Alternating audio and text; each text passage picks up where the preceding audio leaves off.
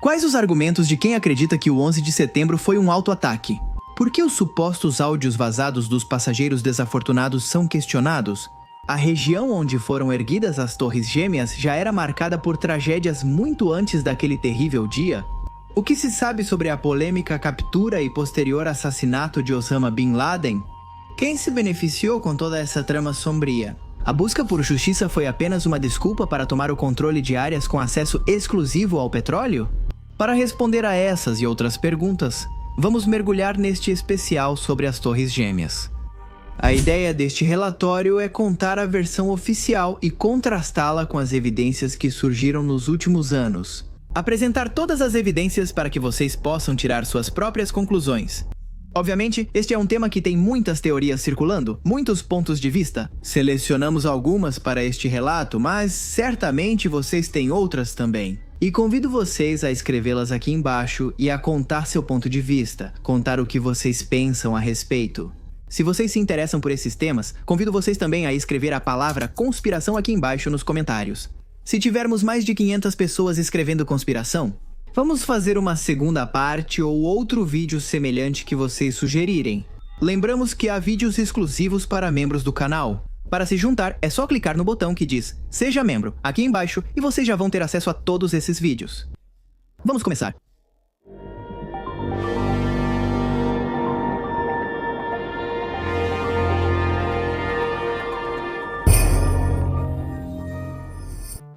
Nos primeiros meses após o 11 de setembro, milhares de usuários de fóruns da internet, jornalistas independentes e acadêmicos céticos começaram a trocar informações, comparar documentos e reunir depoimentos que não se encaixavam na narrativa oficial construída pelos Estados Unidos.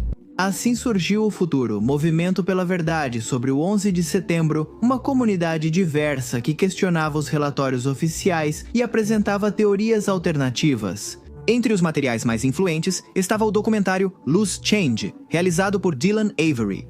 Apesar de questionado por muitos, esse trabalho foi distribuído de forma quase artesanal e amplamente compartilhado em plataformas como Google Video e YouTube, tornando-se um fenômeno cultural. Lá eram apresentadas hipóteses sobre explosivos nas torres, a impossibilidade de que um avião atingisse o Pentágono e a suposta cumplicidade de agências de inteligência. Para muitos jovens da época, foi a primeira vez que se depararam com uma realidade em que o poder vigente buscava manipular as massas, aproveitando-se de uma horrenda tragédia. Mas não vamos nos adiantar. Muitos acham que já havia um presságio sombrio sobre as Torres Gêmeas muito antes de serem construídas. Sim, é isso mesmo que você está ouvindo. Voltemos a 1905, o ano em que nasceu Lawrence Wynn.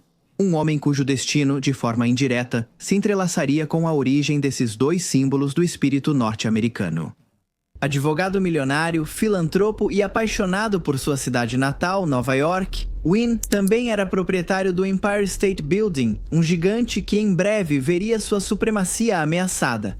Desde os primeiros esboços do World Trade Center, o projeto das torres já enfrentava problemas. Em setembro de 1962, quando Minoru Yamasaki foi designado o arquiteto encarregado de dar forma ao ambicioso plano, surgiram vozes contrárias. Várias organizações comerciais recorreram até a Suprema Corte, alegando que as enormes estruturas, com sua escala colossal, poderiam arruinar as pequenas e médias empresas da cidade. Entre os opositores estava o próprio Wynn, preocupado não só com o impacto econômico, mas também com o golpe simbólico que, em 1966 começaram os trabalhos de construção. Enquanto a opinião pública se debatia entre a fascinação e o medo, no mesmo ano, um crítico de arquitetura publicou um artigo marcante, alertando e citando o World Trade Center. Pode ser o início de uma nova era dos arranha-céus ou as maiores tumbas do mundo. Wynn, decidido a destacar os perigos, financiou um anúncio de página quase inteira no New York Times, alertando sobre os riscos que representaria para o tráfego aéreo ter duas torres de tal altura. Seu argumento se baseava em um triste precedente, um acidente em 1945 quando um bombardeiro americano cego pela neblina atingiu o Empire State. matando 11 pessoas. Dentro do edifício e toda a tripulação do avião, o anúncio de Wynne incluiu uma imagem que era inquietante e premonitória. Um avião se aproximando das novas torres, antecipando a possibilidade de uma catástrofe iminente. Apesar dos avisos, o World Trade Center foi inaugurado em 4 de abril de 1973, tornando-se o edifício mais alto do mundo, superando o Empire State por apenas 1,22 m e deixando claro que a história das rivalidades cegas terminava ali. A empresa de engenharia estrutural que supervisionava o projeto defendeu a segurança do complexo, garantindo que dezenas de estudos mostravam que um impacto aéreo causaria danos mínimos e localizados, capazes de ser contidos. Com o passar dos anos, as torres se tornaram um ícone de Nova York e um cartão postal indispensável. Mas a segurança nunca foi absoluta e o mau presságio pareceu acompanhá-la sempre. Os incêndios que foram registrados impulsionaram a instalação de sprinklers em todos os andares. E as ameaças de bomba, como a de 1977 feita por um grupo independentista porto-riquenho que causou uma evacuação dramática, mantinham o medo latente. Em março de 1979, a companhia aérea paquistanesa Pakistan International Airlines publicou em jornais e revistas dos Estados Unidos um anúncio de seus voos para Nova York, destacando que podiam fazê-los em apenas 17 horas de viagem. O curioso é que, no anúncio, aparecia a sombra de um grande avião sobre as Torres Gêmeas. Com o futuro em mente, ver essa imagem arrepia a alma. 2 anos depois, em 1981, um Boeing 707 da Aerolíneas quase colidiu com a gigantesca antena da Torre Norte. E em 1993, o atentado no estacionamento da torre deixou claro que as torres já não eram invulneráveis.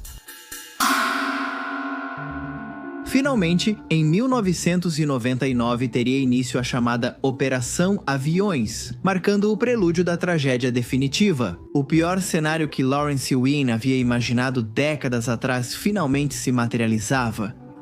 A fatalidade, que sempre parecia espreitar nas sombras desses gigantes de aço e vidro, estava prestes a se abater sobre eles de maneira inexorável. A manhã de 11 de setembro de 2001 foi comum. Em Nova York, o céu azul quase irreal contrastava com a cidade em seu ritmo habitual. Milhares viajavam de metrô para Manhattan. Os carros congestionavam as pontes e túneis, e as ruas do distrito financeiro já estavam cheias de trabalhadores entrando em seus escritórios. Era mais um dia na capital econômica do mundo, até que às 8h46 da manhã, a rotina foi quebrada. Em um instante, um Boeing 767 da American Airlines, o voo 11, colidiu com a torre norte do World Trade Center, entre os andares 93 e 99. Inicialmente, muitos pensaram que era um acidente aéreo. As emissoras de televisão começaram a transmitir imagens ao vivo de uma das torres soltando fumaça, enquanto bombeiros e policiais chegavam ao local. A magnitude do buraco na fachada do edifício, a fumaça preta que subia em direção ao céu limpo e os pedaços de entulho caindo nas ruas já indicavam uma tragédia sem precedentes. Enquanto a cidade tentava entender o que havia acontecido, às 9h03 outro avião, o voo 175 da United Airlines, atingiu em cheio a Torre Sul, entre os andares 76 e 85. Ficou claro que os Estados Unidos estavam sob ataque. As imagens do segundo impacto foram transmitidas ao vivo e marcaram a memória de milhões ao redor do mundo. Em minutos, o centro da cidade virou uma zona de caos. Milhares de pessoas tentavam escapar dos prédios descendo por escadas lotadas.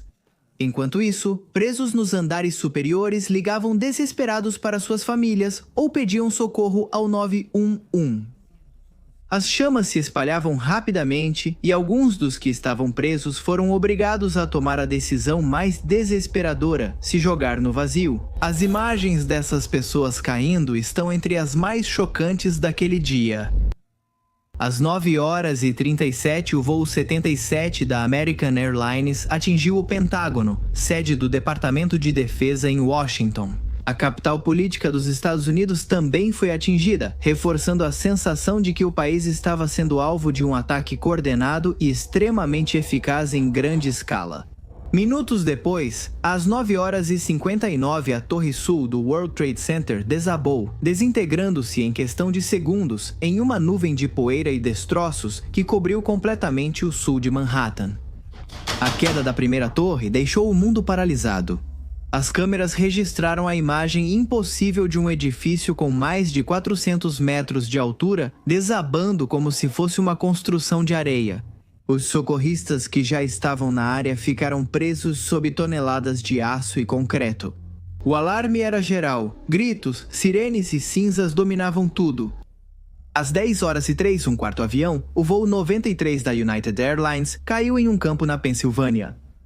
Depois, soube-se que os passageiros tentaram retomar o controle da aeronave, após descobrirem, através de ligações telefônicas, o que havia acontecido em Nova York e em Washington. Sua ação impediu que o avião atingisse seu alvo, que, conforme investigações, seria o Capitólio ou a Casa Branca.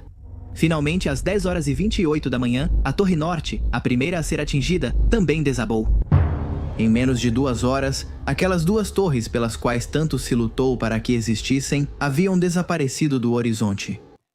O impacto emocional foi imediato e global. Nas redações de jornais e estúdios de televisão, jornalistas incrédulos repetiam: "Parece um filme, mas é real." Para milhões de pessoas, as imagens realmente remetiam a uma produção de Hollywood, mas eram a dura realidade transmitida minuto a minuto. Naquele dia, o espaço aéreo dos Estados Unidos da América foi fechado pela primeira vez na história. Todos os voos comerciais foram suspensos e milhares de aviões foram desviados para aeroportos no Canadá e em outros países. O governo ativou imediatamente protocolos de segurança nunca antes vistos. Enquanto a população permanecia grudada nas telas tentando entender o que havia acontecido e, acima de tudo, quem teria sido capaz de perpetrar um ataque tão grande. O 11 de setembro de 2001 não representou só a morte de quase 3.000 pessoas e mais de 6.000 feridos. Às 20h30 daquele dia, o então presidente Bush se dirigiu ao seu país e ao mundo inteiro para dizer que os Estados Unidos se comprometiam a buscar a paz, a liberdade e a justiça. Enquanto isso, um novo patriotismo tomava forma para iniciar uma cruzada que, segundo suas palavras, tinha como objetivo enfrentar o próprio terror. Outros começaram a perceber certas fissuras no discurso oficial. E junto aos escombros, também ruíra a confiança do povo. A sensação de vulnerabilidade, de que nada voltaria a ser igual, se instalou na consciência coletiva. Sim, mas também se instalaram as dúvidas, declararam a Caer Versas 1. Uma das primeiras teorias que surgiram e que até hoje continuam gerando controvérsia é a relacionada à inteligência prévia. O ataque poderia ter sido antecipado por agências de segurança dos Estados Unidos ou de outros países. De maneira quase imediata, jornalistas, analistas e críticos do governo começaram a revisar documentos, relatórios e declarações que sugeriam que existiram advertências antes do ataque. A narrativa oficial apresentava um ataque surpresa da Al-Qaeda, mas logo começaram a surgir relatos que diziam o contrário. O Congresso dos Estados Unidos reconheceria que houve falhas na comunicação e coordenação entre agências como a CIA e o FBI.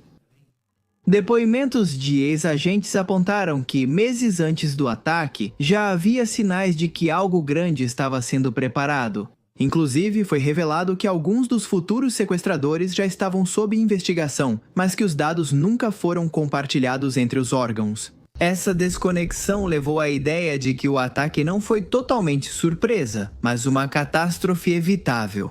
Ou será que os próprios Estados Unidos queriam que isso acontecesse? Vamos chegar a esse ponto. O importante agora é destacar que, paralelamente, surgiram os alertas internacionais. Governos como os de Israel, Alemanha e Rússia informaram que haviam transmitido alertas à América do Norte sobre possíveis atentados aéreos. A existência desses alertas, somada à falta de reação visível, fortaleceu as suspeitas de que as autoridades haviam recebido múltiplos sinais, mas que eles não foram tratados com a urgência necessária. Até mesmo no ano 2000, um sujeito chamado Ahmed Rezan planejava transportar explosivos do Canadá para Los Angeles em um Boeing 747. Ele foi detido antes que pudesse conseguir o que queria.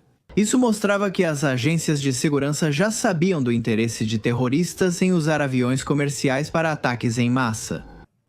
Segundo a versão oficial, o principal fator foi a limitação de recursos humanos e tecnológicos. Monitorar todos os suspeitos era perigoso, quase impossível, e os sistemas de vigilância em massa ainda não estavam totalmente implantados. A inteligência dependia principalmente de relatórios humanos e análise de padrões, que indicaram atividade suspeita, mas não conectaram todos os pontos a tempo. Alertas ignorados, informações compartimentalizadas e protocolos de segurança falhos criaram um terreno fértil. A isso se somou um detalhe perturbador. Antes do 11 de setembro, ocorreram movimentações financeiras anômalas envolvendo a United Airlines e a American Airlines. Foram registradas grandes quantidades de opções de venda que lucram com a queda do preço de ações em Wall Street, o que levou a pensar que certos investidores sabiam que algo iria acontecer. Vários órgãos investigaram esse ponto, concluindo que não havia provas definitivas de que essas operações estavam vinculadas aos ataques. No entanto, as dúvidas permaneceram na opinião pública.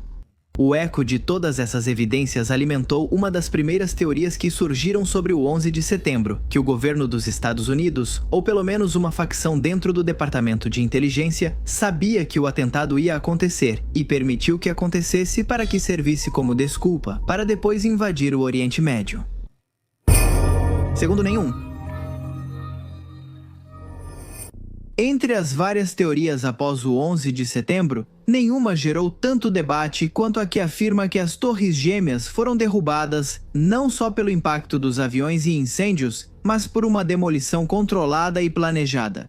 Apesar de polêmica, essa ideia ganhou destaque por se basear em elementos visuais, testemunhais e técnicos que aparentemente contrariavam a explicação oficial. As imagens transmitidas ao vivo naquele dia mostraram ao mundo o momento em que as torres desabaram sobre si mesmas em questão de segundos. Para muitos, a forma rápida e simétrica do desabamento, junto à nuvem de poeira se espalhando, lembrava imediatamente uma demolição intencional. Arquitetos, engenheiros e bombeiros entrevistados em diferentes meios de comunicação falaram sobre explosões secundárias, estrondos que precediam o colapso e clarões nos andares atingidos. O caso do World Trade Center 7 colocou ainda mais lenha na fogueira. O edifício chamado World Trade Center 7 não foi atingido por aviões, mas sofreu danos de escombros das torres e incêndios que duraram horas. Mesmo os observadores mais cautelosos ficaram perplexos com o desabamento registrado às 17h20 naquele dia. O World Trade Center 7 desabou em uma queda quase vertical e uniforme, com uma velocidade que alguns engenheiros classificaram como próxima à queda livre. Em certos trechos, para os defensores da teoria da demolição, esse fato constituía uma evidência clara do uso de explosivos. O Instituto Nacional de Padrões e Tecnologia, órgão responsável por investigar o colapso, concluiu anos depois que a queda do World Trade Center 7 foi resultado de uma falha estrutural provocada por incêndios fora de controle que enfraqueceram as vigas. Críticas. Segundo o relatório, foi a primeira vez na história que um arranha-céu de aço desabou dessa forma por causa do fogo. No entanto, para muitos, essa mesma explicação reforçava as suspeitas. Como era possível que um fenômeno sem precedentes acontecesse justamente ali, naquele lugar, naquele momento, e depois nunca mais voltasse a acontecer? Outro elemento frequentemente citado foi a presença de resíduos de nanotermita no pó do World Trade Center, descoberta que alguns pesquisadores independentes afirmaram ter identificado em amostras coletadas.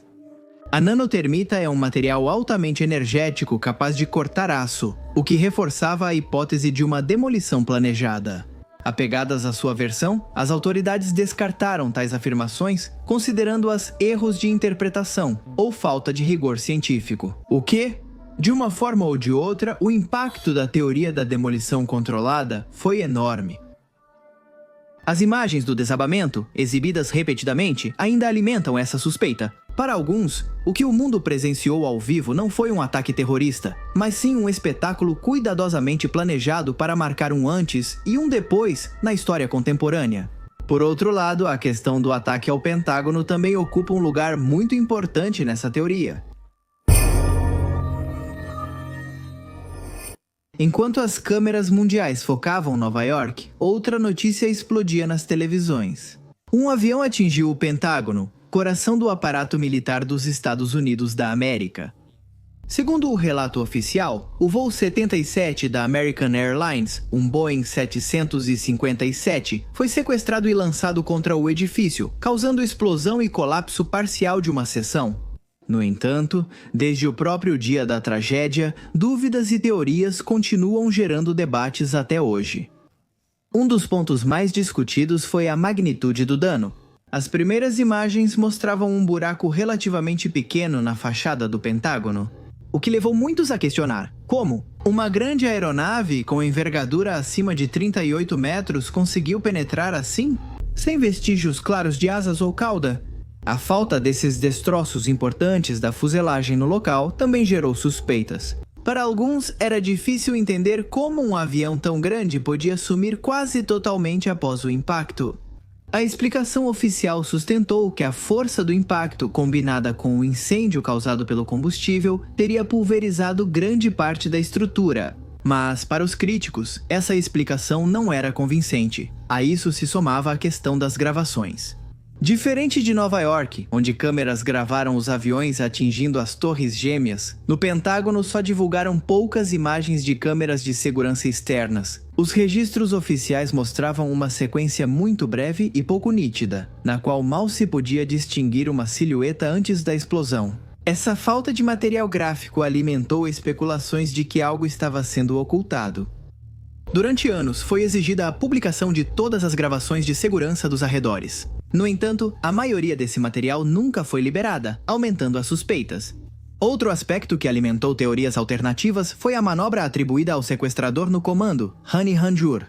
Segundo a versão oficial, Hani Hanjour, considerado por seus instrutores de voo como um piloto medíocre, conseguiu executar uma curva descendente complexa e colidir o avião contra o Pentágono a uma altura muito baixa, sem errar o alvo. Críticos da versão afirmam que uma manobra de tal precisão teria exigido um treinamento muito mais avançado do que o que era atribuído a ele. Para alguns, parecia mais plausível pensar em um míssil ou um projétil controlado, o que explicaria a magnitude dos danos e a ausência de grandes destroços do avião. Mas por quê? Quem lançou o míssil? Qual o objetivo? Será que estavam aproveitando para destruir informações delicadas naquele prédio? O impacto no Pentágono também levantou perguntas sobre a resposta do sistema de defesa aérea. O edifício é um dos lugares mais vigiados e protegidos do planeta, protegido por radares, caças e sistemas antimísseis. O fato de um avião sequestrado ter conseguido penetrar o espaço aéreo restrito sem ser interceptado foi visto por alguns como uma falha inexplicável.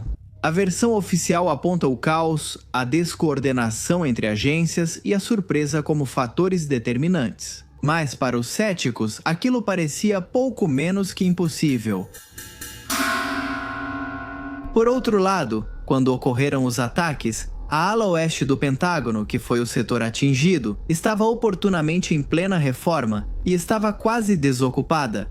Especificamente, as obras buscavam reforçá-la contra possíveis ataques com explosivos. Aqueles que apoiam a teoria de um autoatentado afirmam que essa parte do edifício foi escolhida de propósito para reduzir ao mínimo as perdas humanas e materiais. O resultado foi um ambiente carregado de desconfiança. O governo insistia que não havia dúvida. O voo 77 havia sido lançado contra o Pentágono pelos terroristas. Por outro lado, as inconsistências e lacunas nas informações abriram um terreno fértil para as teorias da conspiração, que afirmavam que o ataque não aconteceu como foi contado, ou que até mesmo havia sido manipulado. Para encobrir outra verdade, a tragédia no Pentágono, além das versões conflitantes, tornou-se um símbolo. Para alguns, evidência da vulnerabilidade dos Estados Unidos da América diante do terrorismo internacional.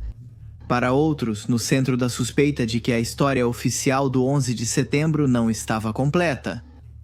Mas ainda falta analisarmos o que aconteceu com o quarto voo envolvido. Estamos falando, é claro, do voo 93.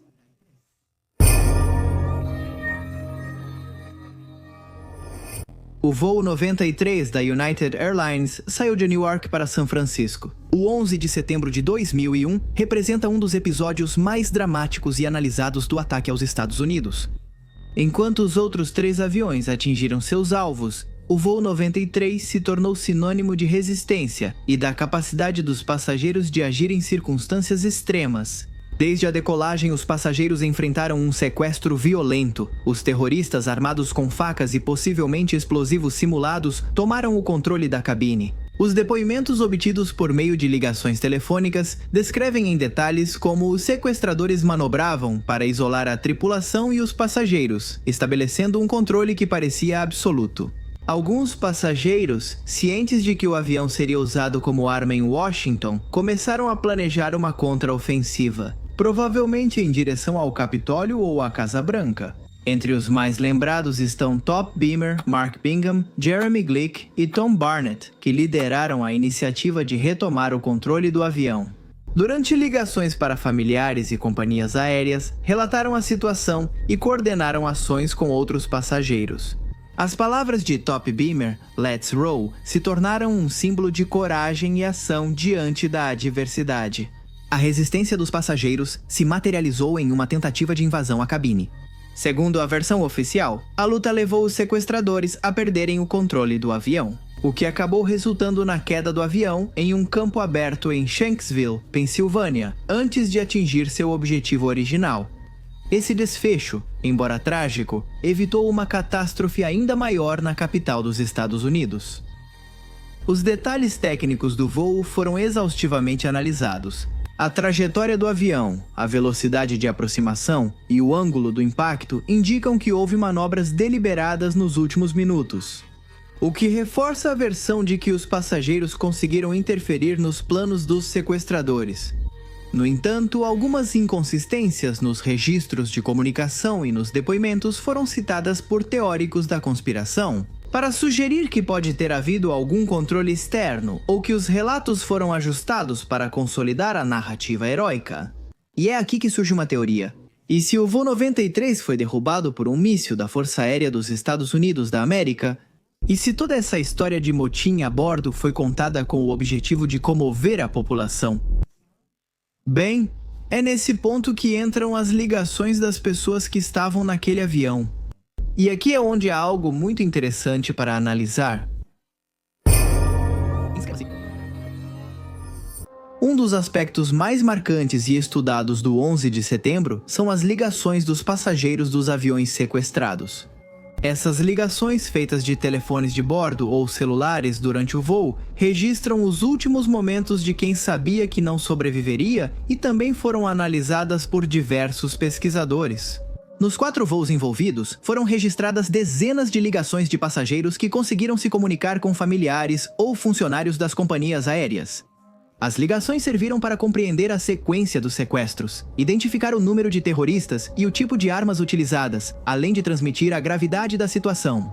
Alguns argumentam que esses detalhes transmitidos com tanta precisão seriam improváveis se os sequestros tivessem sido completamente caóticos. Alguns questionam a coerência do tempo das ligações, dizendo que algumas pareciam longas ou coordenadas demais. Para um cenário de sequestro violento, onde o controle do avião estava nas mãos de pessoas perigosas. Da mesma forma, tem se debatido sobre a tecnologia utilizada. Muitas chamadas foram feitas, como mencionamos, de telefones de bordo, um sistema que em 2001 tinha limitações importantes. As linhas, por exemplo, eram lentas e frequentemente interrompidas. Após o 11 de setembro, vários pesquisadores tentaram fazer chamadas do ar. As estatísticas indicam que era muito difícil ser atendido ou conseguir ao menos sinal. Será que tudo não passou de uma encenação para dar a toda essa tragédia um sentimento épico? Por quê? O que estava sendo varrido para debaixo do tapete? Agora, não só existiram dúvidas sobre o desempenho dos órgãos oficiais nos anos anteriores à tragédia e nos próprios ataques. Também se falou muito sobre a atuação desses órgãos no momento de realizar suas investigações.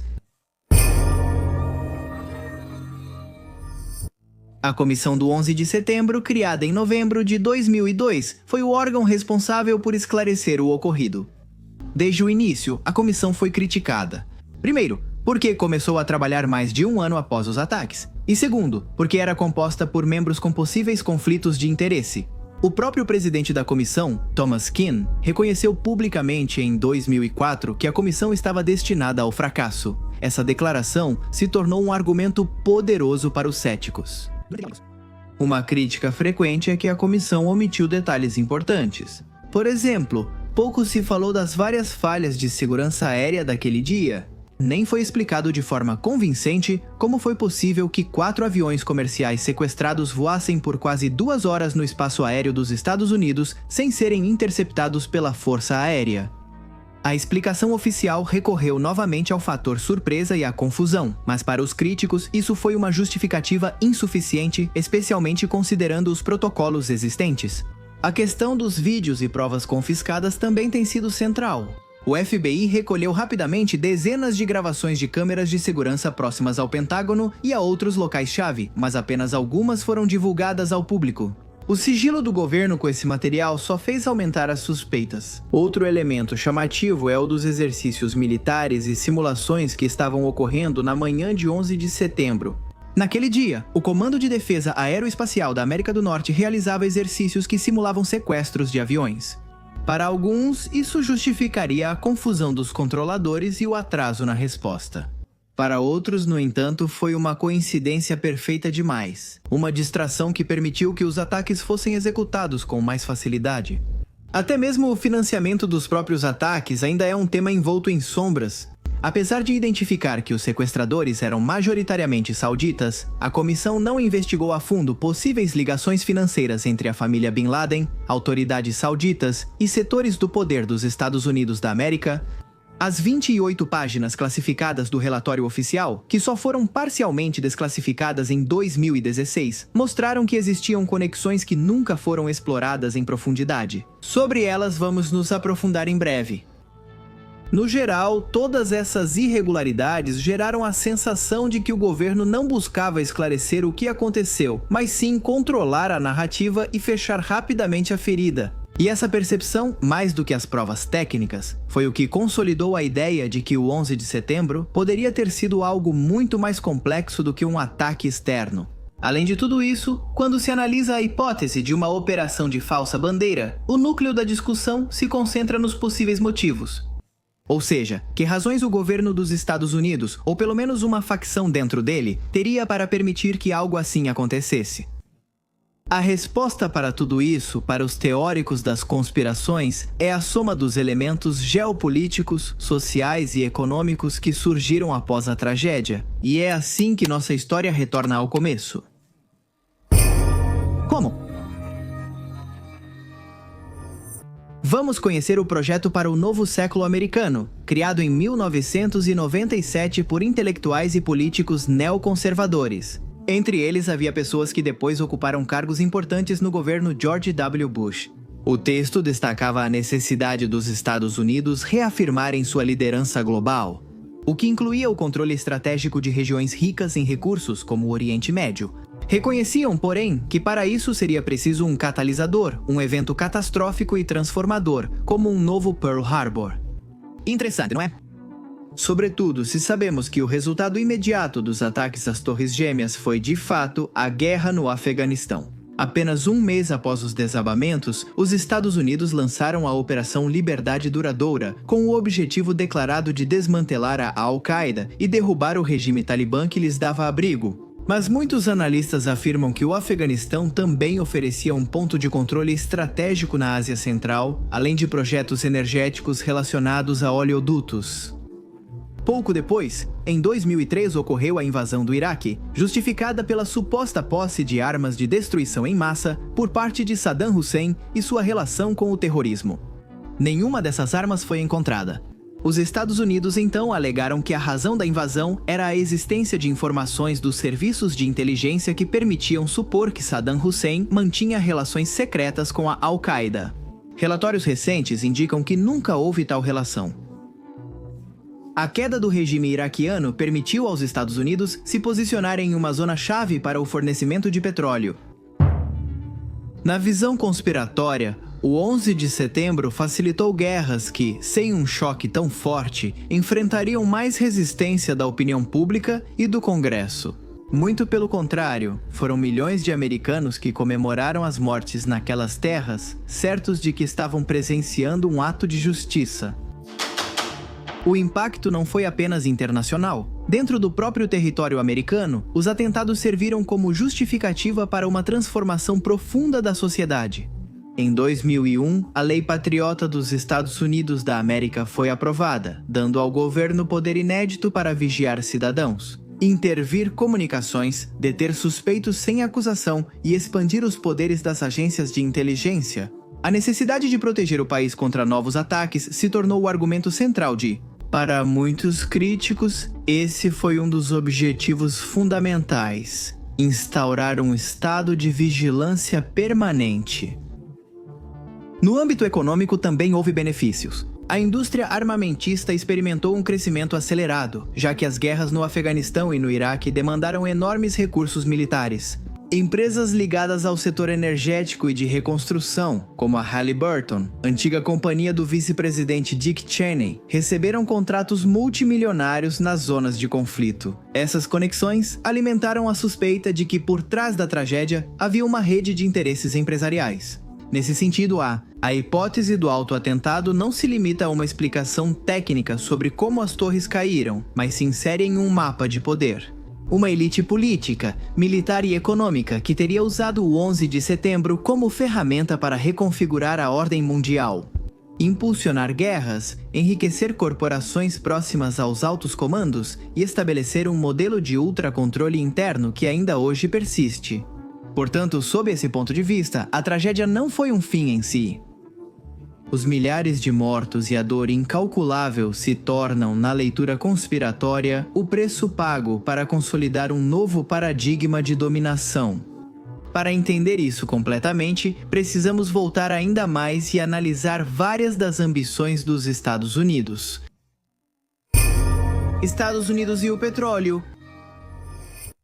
A relação entre os Estados Unidos e a Arábia Saudita começou a se consolidar na primeira metade do século XX, quando o petróleo se tornou um recurso estratégico para a economia e a política mundial. Em 1933, o rei Abdulaziz Ibn Saud assinou um acordo com a empresa americana Standard Oil of California, que obteve concessões para explorar petróleo na região oriental do país. Logo depois, a SoCal fundou a subsidiária California Arabian Standard Oil Company, que em 1944 foi renomeada para Arabian American Oil Company. Essa empresa foi crucial na exploração dos campos petrolíferos sauditas e na entrada de capital e tecnologia dos Estados Unidos da América na Península Arábica. Em 1938, descobriram o primeiro grande campo de petróleo de Dammam. Isso marcou o início de uma exploração intensiva que rapidamente colocou a Arábia Saudita como um dos principais produtores de petróleo do mundo.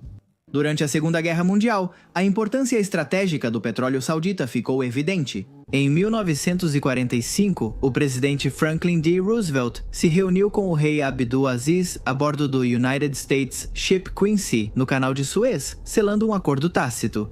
Segurança e apoio militar dos Estados Unidos em troca de acesso preferencial ao petróleo saudita. Nas décadas seguintes, a Aramco simbolizou a cooperação energética dos países, consolidando a presença americana econômica e militarmente. Durante a Guerra Fria, os Estados Unidos viam a Arábia Saudita como fornecedora e aliada contra o bloco comunista, aprofundando a relação. Antes do 11 de setembro, as relações entre Estados Unidos e árabes eram bem diferentes das atuais. Não se tratava de uma aliança formal, mas existiam vínculos estratégicos e táticos que refletiam os interesses dos Estados Unidos na região. Um dos filmes do Rambo foi dedicado, e cito, ao valente povo do Afeganistão. Como você pode imaginar, essa dedicatória teve que ser removida depois. Durante a década de 1980, os Estados Unidos apoiaram os mujahidins afegãos que lutavam contra a invasão soviética. Esse apoio incluía treinamento, financiamento e fornecimento de armas através da CIA, frequentemente canalizado por países aliados como o Paquistão e a Arábia Saudita. Embora os talibãs, como grupo organizado, ainda não existissem, muitos de seus futuros membros faziam parte do contexto de combate contra os soviéticos, então se beneficiaram indiretamente da assistência dos Estados Unidos. Nos anos 90, após a retirada soviética, os talibãs surgiram como força dominante no Afeganistão e estabeleceram um governo em 1996.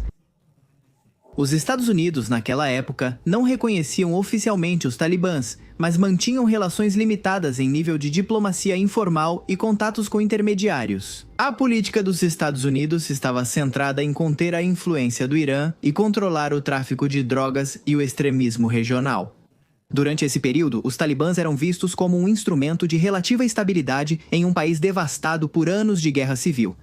Washington estava interessado em manter certas relações para facilitar o trânsito de ajuda humanitária e proteger interesses estratégicos, sem se envolver diretamente na governança afegã. Porém, essa relação mudou muito após o ataque às embaixadas dos Estados Unidos da América na África em 1998 e os atentados frustrados a voos internacionais. Foi então que ficou evidente que a Al-Qaeda, com base no Afeganistão, sob proteção talibã, representava uma ameaça direta para os Estados Unidos. A partir desse momento, os talibãs passaram a ser vistos como um obstáculo a ser neutralizado, principalmente se não entregassem o líder da referida organização. Com certeza, vocês já sabem de quem estamos falando.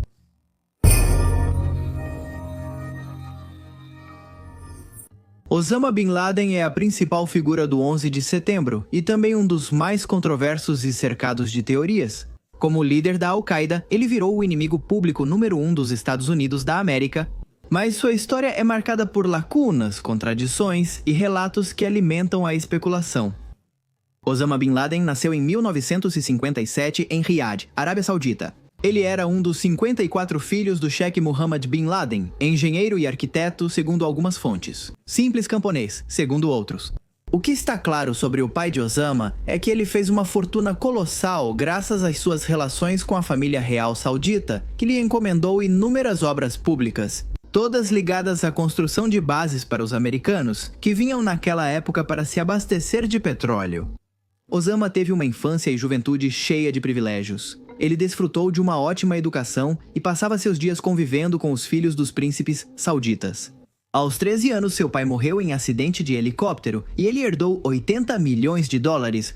No contexto da Guerra Fria, a missão de Osama era arrecadar dinheiro para financiar a resistência dos movimentos islamistas contra as tropas de ocupação soviéticas. Por isso, ele e os norte-americanos tinham, a princípio, um inimigo em comum. Bem-vindo Bin Laden foi de fato um desses homens que, como dissemos, foram treinados pela CIA. Chegaram até a reconhecê-lo como um lutador obstinado e admirado. Foi assim que ele aprendeu a movimentar dinheiro através de empresas de fachada e paraísos fiscais, a preparar explosivos, a se esconder e a usar códigos criptografados para se comunicar. Em 1980, ele começou a recrutar guerrilheiros pró-afegãos e estabeleceu seus primeiros acampamentos. Em 1989, a guerra no Afeganistão acabou com a derrota e retirada das tropas soviéticas. E os veteranos da guerra seriam recrutados por Osama Bin Laden para formar seu próprio grupo. Mas a ruptura definitiva de Osama Bin Laden com seus aliados norte-americanos ocorreu em 1990, quando, como parte dos preparativos para a Guerra do Golfo, os Estados Unidos enviaram tropas para a Arábia Saudita. Prevendo que, após a Guerra do Golfo, a presença norte-americana no país aumentaria até se tornar algo incontrolável. Osama Bin Laden multiplicou seus apelos para derrubar a monarquia saudita. Essa decisão lhe trouxe primeiro o exílio em 1991 e 2 anos depois a perda da cidadania. Bin Laden mudou-se para o Sudão e ficou 5 anos até ser expulso por pressão dos Estados Unidos da América. Em 1996, Bin Laden se estabeleceu no Afeganistão e logo entrou em contato com o líder do recém-estabelecido regime dos talibãs. Após o 11 de setembro, sua presença dominou a mídia e os discursos políticos. A ele foi atribuída a autoria do planejamento dos ataques e a mobilização da Al-Qaeda, tornando-o o símbolo do terrorismo internacional. No entanto, a ausência de provas conclusivas e seu longo tempo escondido geraram dúvidas sobre seu paradeiro real. Primeiro, a Al-Qaeda negou a autoria do atentado, depois se contradisse. No entanto, há quem afirme que o vídeo em que Bin Laden assume a autoria dos fatos é uma montagem feita por um sósia. Em primeiro lugar, há pouca semelhança física do homem do vídeo com Bin Laden. Há pouca semelhança física do homem do vídeo com Bin Laden. Em segundo lugar, o fato de ele usar um anel de ouro, que é proibido pelo Islã. E além disso, ele escreve uma nota com a mão direita, sendo que Bin Laden é canhoto. Por anos, muitos questionaram se o sujeito estava mesmo nas montanhas do Afeganistão e Paquistão, ou se sua imagem era apenas usada como propaganda. Essa incerteza deu origem a teorias que afirmam que Bin Laden não foi capturado nem eliminado quando disseram, mas que sua morte teria sido fabricada ou exagerada para fins políticos. Em 2 de novembro de 2007, uma política paquistanesa disse que Osama Bin Laden foi assassinado. Essa revelação foi suprimida pela BBC da entrevista original. A mulher seria assassinada menos de 2 meses depois.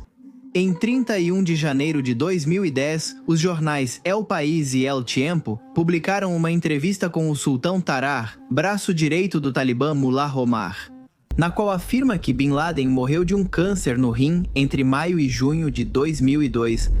Em 25 de março de 2010, Osama Bin Laden enviou um aviso ao governo dos Estados Unidos da América por áudio. Avisava que no dia em que decidissem executar seus homens capturados e torturados em Guantánamo, a Al-Qaeda executaria todos os americanos em seu poder.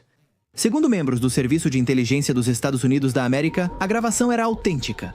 Na época, muitos já achavam Bin Laden impossível de capturar. Seus vídeos, assumindo ou negando atentados, se multiplicavam, fossem verdadeiros ou falsos. Sua vida era um mistério até que informantes secretos o encontraram. A operação supostamente encerrou sua vida. A Operação Lança de Netuno, ocorrida em 2 de maio de 2011, esteve envolta em absoluto segredo desde o início.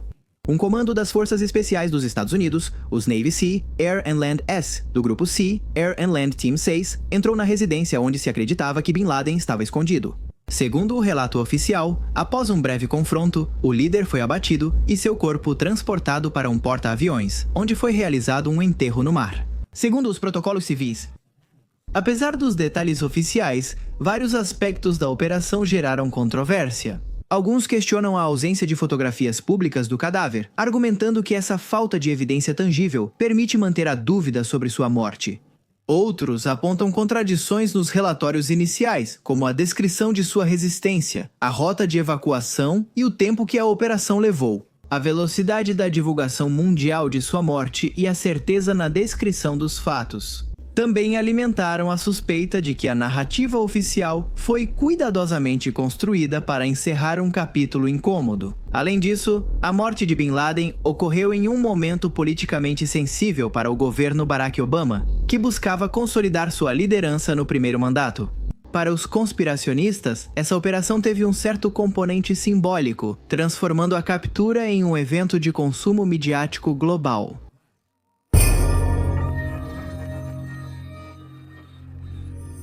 As teorias conspiratórias não se limitaram à internet. Logo, elas entraram na cultura popular, sendo citadas por artistas e celebridades em entrevistas e músicas. O rapper Immortal Technique comentou sobre um trabalho interno, e grupos como The Coup e Public Enemy citaram o 11 de setembro em suas músicas. Inclusive, personalidades como Charlie Sheen e Rosie O'Donnell já questionaram publicamente a versão oficial, gerando polêmicas. Televisão e cinema também repercutiram, como em Arquivo X e seu derivado The Long Gunman. Nos anos 90, difundiram a ideia de um Estado ocultando segredos, e o 11 de setembro reforçava essa desconfiança. Filmes posteriores, como Side Gaze, aprofundaram a noção de que os ataques foram fabricados como parte de um plano mais amplo para instaurar uma ordem mundial controlada. A internet foi o solo onde essas ideias cresceram. Quando as redes sociais surgiam, o 11 de setembro virou um dos primeiros grandes temas virais de conspiração global. Vídeos caseiros analisando os desabamentos, blogs com supostos cálculos físicos e debates em fóruns como Above, Top Secret ou Reddit fizeram com que milhões de pessoas entrassem em contato com essas hipóteses. Para muitos, essas teorias não eram apenas ideias paranoicas, mas explicações para o inexplicável. Como a superpotência militar mais poderosa do mundo podia ser vulnerada? A ideia de que haveria cumplicidade interna oferecia uma resposta lógica, embora perturbadora, para essa pergunta. Com o tempo, essas teorias se tornaram parte da memória coletiva. Inclusive, pessoas que aceitavam a versão oficial começaram a reconhecer que havia coisas que não faziam sentido. Uma dúvida plantada que enfraqueceu a confiança nas instituições. O 11 de setembro foi, dessa forma, um evento que também transformou a maneira como as conspirações circulavam na sociedade contemporânea, inaugurando um modelo que depois seria replicado em outros acontecimentos globais, desde a crise financeira de 2008 até a pandemia de Covid-19. Essa nova visão de mundo formou novas gerações um pouco mais apáticas em relação às notícias, que preferiram não ficar pensando tanto sobre o assunto. E concluem de forma direta: todos mentem. Não são poucos os sociólogos que veem nessa atitude o DNA da atualidade, onde já não se acredita em nada. Mas também não se faz nada para mudar o que não gostamos. Tudo parece estar estagnado em um estado de alienação perpétua. Sabemos que vivemos em uma rede de farsas, mas ninguém luta para sair. O 11 de setembro também inspirou uma nova geração de artistas impactados por esses eventos. My Chemical Romance, por exemplo, nasceu depois que seu vocalista e fundador procurou uma maneira de lidar com a dor que sentia ao ver outros adolescentes sendo afetados por esses acontecimentos. O Homem-Aranha precisou retirar as Torres Gêmeas de uma cena de seus filmes. Por muito tempo, as torres foram apagadas de todos os lugares. Parecia que nunca tinham existido, embora tivessem acabado de moldar a realidade como conhecemos. Mas os críticos não destacam só os abusos das autoridades dos Estados Unidos da América e seus saques nas guerras justificadas pelo ataque ou auto-ataque. Outros negócios obscuros também surgiram dessa tragédia. Lama continua a história. Além de causar morte e destruição, o 11 de setembro também trouxe ganhos financeiros que, para muitos, pareceram coincidências precisas demais. Desde o desabamento do complexo do World Trade Center até a reconstrução posterior, diversos setores econômicos foram direta ou indiretamente beneficiados, alimentando as suspeitas daqueles que defendem a teoria do autoatentado. O World Trade Center tinha um seguro bilionário contra grandes atentados terroristas. Larry Silverstein, que havia adquirido a concessão do complexo apenas 6 semanas antes dos ataques, recebeu finalmente mais de 4,5 bilhões de dólares em indenizações das seguradoras após uma longa disputa judicial. Esse valor corresponde a pagamentos por prédios destruídos e contratos de arrendamento não cumpridos. Para os céticos, é difícil ignorar que a tragédia coincidiu com um benefício econômico de tamanha magnitude para um único proprietário. Outro destaque foi o mercado de reconstrução de Nova York. A demolição dos prédios e a limpeza do terreno exigiam grandes contratos para empresas de engenharia, construção e gestão de resíduos. Enquanto o projeto do novo One World Trade Center, a construção do mundo do 11 de setembro e a remodelação da área financeira garantiram receitas multimilionárias durante décadas.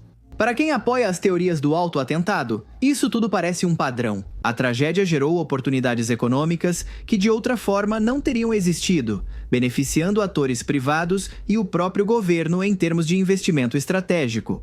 Após a perda das Torres Gêmeas, surgiu um movimento não oficial que buscava reviver esses símbolos de Nova York. Sob o nome de Aliança das Torres Gêmeas, essa iniciativa conseguiu arrecadar mais de 7.000 assinaturas de cidadãos que apoiavam a reconstrução dos icônicos edifícios. Entre os visionários que apresentaram propostas estava Donald Trump, que propôs um par de torres chamadas World Trade Center Phoenix, uma clara referência à ideia de que as Torres Gêmeas ressurgissem das suas cinzas.